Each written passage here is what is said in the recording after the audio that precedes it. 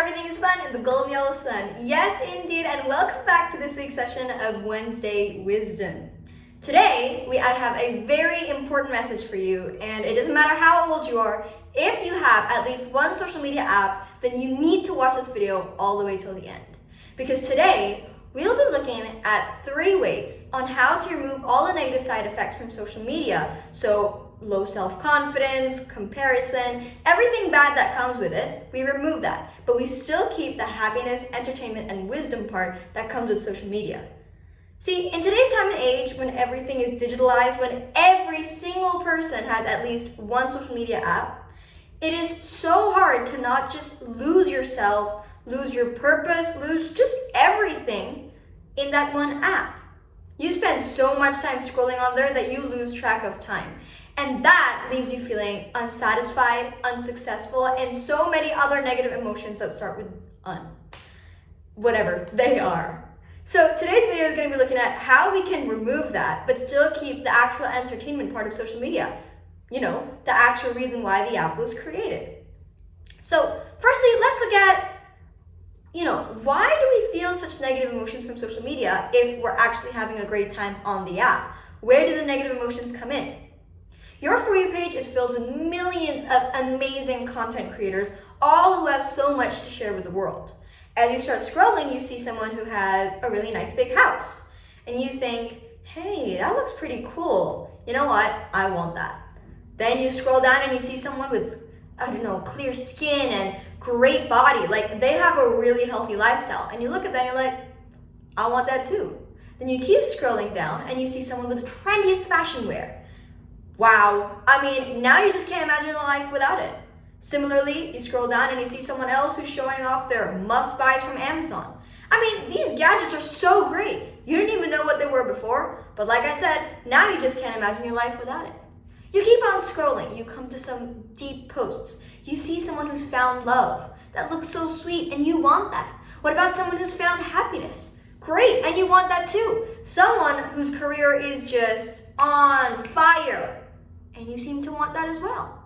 So many things that you want, so much happiness, so much wisdom, and that's great. Now, after you spend your time scrolling, looking at what you want, you have to return to the harsh reality of the stuff that you don't have, basically. Now, it doesn't mean that you're poor, or you're unsuccessful, or you're just, not special. Because all the stuff that you saw on there, you didn't even know it existed before. But now, you just can't seem to imagine your life without it. This in itself brings a lot of negative emotions. You start to doubt everything that you stand for. You even start to doubt yourself. So in order to escape this harsh reality, where do you go? Back to social media. And you are caught in a vicious trap. Now, what are you doing? You're not only gonna basically go through those same negative emotions again, even stronger, you are also wasting time. So whatever you had to achieve today or in that moment, it's gone. And now because of all that time wasted, now you really feel unsatisfied. You feel unsuccessful. And that just piles on and keeps getting worse and worse and worse. So what do we do? Well, 3 hacks, 3 tips, that's all I'm gonna say that will change all these negative emotions that come in. And instead, you just use social media for what it is. You don't let anything else seep into your brain or your heart. Because you are perfect. You are amazing. And everybody is on their own path. Everybody has their own story that's been pre-written before them. But now you have the pen. Now it's up to you to finish that story. That story's never going to be finished if you doubt yourself, if you don't take that step forward. So what do? Let's get straight to it. Tip number 1, express gratitude. That's a really deep, but a really, really important, essential tip for everything you do in life, but especially social media. See, after you spend all that time looking at what you don't have, you start to feel really hollow, like you lack something, But in reality, you're not lacking anything. Those things, you probably don't even need them. But because of the way they've been shown, you feel like you can't live without them. So what do you do in this case? You start being grateful for what you have. Do you have a roof over your head? Do you have enough food and water to survive? Do you have someone who loves you? That could be your family, your friends, your parents, your spouse, anyone.